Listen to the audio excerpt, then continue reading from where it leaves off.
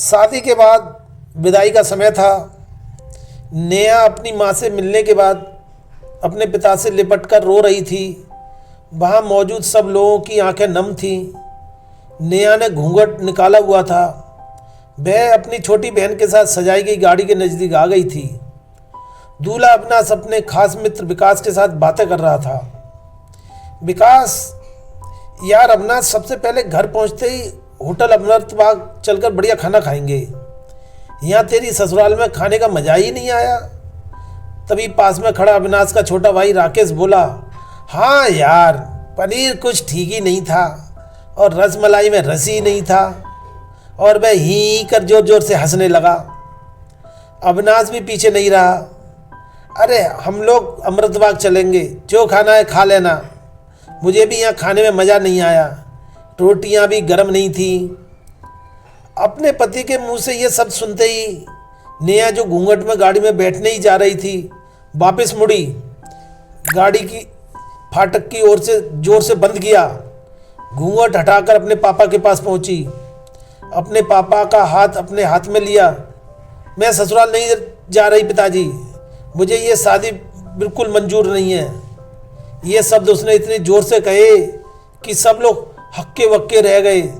सब नज़दीक आ गए। नेहा के ससुराल वालों पर तो जैसे पहाड़ टूट पड़ा। मामला क्या था ये किसी की समझ में नहीं आ रहा था। तभी नेहा के ससुर राधे श्याम जी ने आगे बढ़कर नेहा से पूछा, लेकिन बात क्या है बहू, शादी हो गई है, विदाई का समय है, अचानक क्या हुआ कि तुम शादी को नामंजूर कर रही हो? अविनाश की तो मानो दुनिया लुटने जा रही थी। वह भी नेहा के पास आ गया, अविनाश के दोस्त भी। सब लोग जानना चाहते थे कि आखिर ऐन वक्त पर क्या हुआ कि दुल्हन ससुराल जाने से मना कर रही है। नेहा ने अपने पिता दयाशंकर जी का हाथ पकड़ रखा था। नेहा ने अपने ससुर से कहा, बाबूजी, मेरे माता पिता ने अपने सपनों को मारकर हम बहनों को पढ़ाया लिखाया, काबिल बनाया है। आप जानते हैं कि एक बाप के लिए बेटी क्या मायने रखती है। आपका बेटा नहीं जान सकते क्योंकि आपके कोई बेटी नहीं है। नेहा रोती हुई बोले जा रही थी, आप जानते हैं मेरी शादी के लिए, बस शादी में बारातियों की आवभगत में कोई कमी ना रह जाए, इसलिए मेरे पिताजी पिछले 1 साल से रात को 2-3 बजे तक जागकर मेरी माँ के साथ योजना बनाते थे। खाने में क्या बनेगा, रसोईया कौन होगा। पिछले 1 साल में मेरी माँ ने नई साड़ी नहीं खरीदी क्योंकि मेरी शादी में कमी ना रह जाए। दुनिया को दिखाने के लिए अपनी बहन की साड़ी पहनकर मेरी माँ खड़ी है। मेरे पिता की इस 150 रुपये की नई शर्ट के पीछे बनियान में 100 छेद हैं। मेरे पिता माता ने कितने सपनों को मारा होगा, ना अच्छा खाया ना अच्छा पिया, बस एक ही ख्वाहिश थी कि मेरी शादी में कोई कमी ना रह जाए। आपके पुत्र को रोटी ठंडी लगी, उनके दोस्तों को पनीर में गड़बड़ लगी, मेरे देवर को रसमलाई में रस ही नहीं मिला। इनका खिलखिलाकर हंसना मेरे पिता के अभिमान को ठेस पहुंचाने के समान है। नेहा हाँप रही थी। नेहा के पिता ने रोते हुए कहा, लेकिन बेटी, इतनी छोटी सी बात। नेहा ने उनकी बात बीच में काटी, ये छोटी सी बात नहीं है पिताजी। मेरे पति को मेरे पिता की इज्जत नहीं।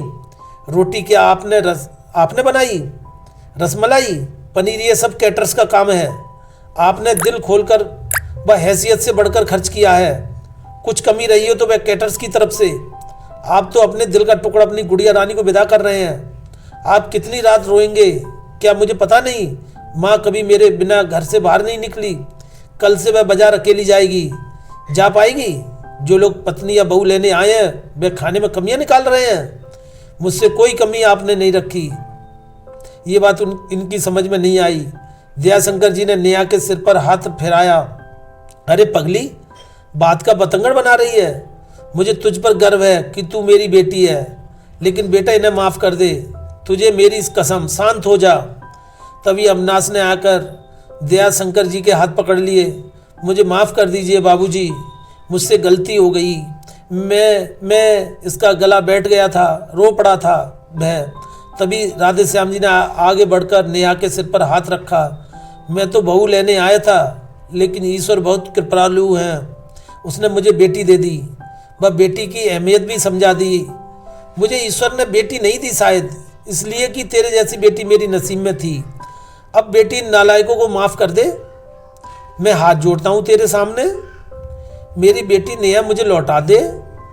और दयाशंकर जी ने सचमुच हाथ जोड़ दिए थे। वह नेहा के सामने सर झुका दिया। नेहा ने अपने ससुर के हाथ पकड़ लिए। बाबूजी, राधे श्याम जी ने कहा। बाबूजी नहीं पिताजी। नेहा भी भावुक होकर राधे श्याम जी से लिपट गई थी। दयाशंकर जी ऐसी बेटी पाकर गौरव की अनुभूति कर रहे थे। नेहा अब राजी खुशी अपने ससुराल रवाना हो गई थी। पीछे छोड़ गई थी आंसुओं से भीगी अपने पिता माँ की आंखों और अपने पिता का ये आंगन जिस पर कल तक वह चैंकती थी। आज से इस आंगन की चिड़िया उड़ गई थी किसी दूर प्रदेश में और किसी पेड़ पर अपना घरौंदा बनाएगी। ये कहानी लिखते वक्त मैं उस मूर्ख व्यक्ति के बारे में सोच रहा था जिसने बेटी को सर्वप्रथम पराया धन की संज्ञा दी होगी। बेटी माँ बाप का अभिमान व अनमोल धन होता है, पराया धन नहीं।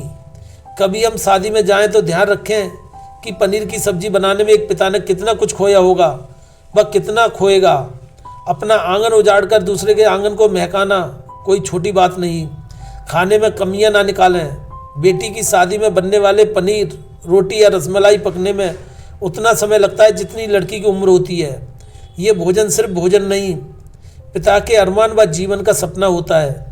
बेटी की शादी में बनने वाले पकवानों में स्वाद कहीं सपनों के कुचलने के बाद आता है, वह उन्हें पकने में सालों लगते हैं। बेटी की शादी में खाने की कद्र करें।